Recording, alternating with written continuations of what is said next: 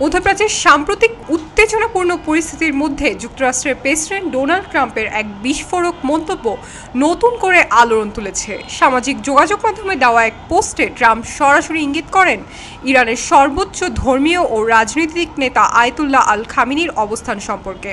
ওয়ালটন আবারও মিলিয়নিয়ার অফারে ওয়ালটন ফ্রিজ কিনে আপনিও হয়ে যেতে পারেন মিলিয়নিয়ার।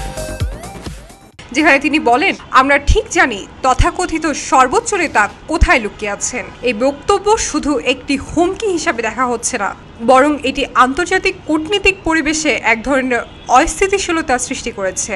যদিও ট্রাম্প পরবর্তী অংশে এটিও উল্লেখ করেন যে তারা এখনই তাকে হত্যা করবেন না, তবে তার এই মন্তব্যটি যে উদ্দেশ্যমূলক এবং কৌশলগত তা স্পষ্ট। অনেক বিশ্লেষক মনে করেছেন এটি আসলে ইরানের নেতৃত্বের উপর এক ধরনের মনস্তাত্ত্বিক চাপ তৈরির চেষ্টা, যা ভবিষ্যতে সম্ভাব্য সামরিক পদক্ষেপের ভূমিকা হিসেবে কাজ করতে পারে। বিশেষজ্ঞরা বলেছেন মার্কিন প্রেসিডেন্টের এই মন্তব্য আন্তর্জাতিক কূটনীতির প্রথা এবং নিরাপত্তা নীতির পরিপন্থী। যুক্তরাষ্ট্রের প্রেসিডেন্ট হয়েও এমন প্রকাশ্য হুমকি আন্তর্জাতিক আইন ও জাতিসংঘ সনদের পরিপন্থী বলে মানবাধিকার সংস্থাগুলো উদ্বেগ প্রকাশ করেছে। অনেকে বলেছেন এই বক্তব্য ইরান যুক্তরাষ্ট্র সম্পর্কে আবারও উত্তেজনার পারদ বাড়িয়ে দিচ্ছে।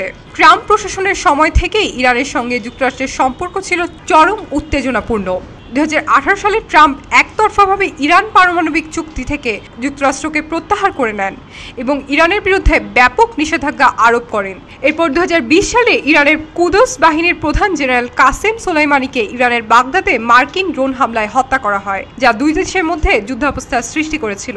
সেই ধারাবাহিকতায় ট্রাম্পের সাম্প্রতিক মন্তব্য অনেকের কাছেই একটি পুনরাবৃত্তি মনে হচ্ছে। বর্তমান পরিস্থিতিতে যখন ইরান ও ইসরায়েলের মধ্যে সরাসরি সামরিক সংঘর্ষ চলছে, তখন ট্রাম্পের এই ধরনের হুমকিমূলক বক্তব্য কেবল রাজনৈতিক উত্তেজনাই নয়, বরং নতুন করে একটি বৃহৎ যুদ্ধের আশঙ্কাও বাড়িয়ে তুলেছে।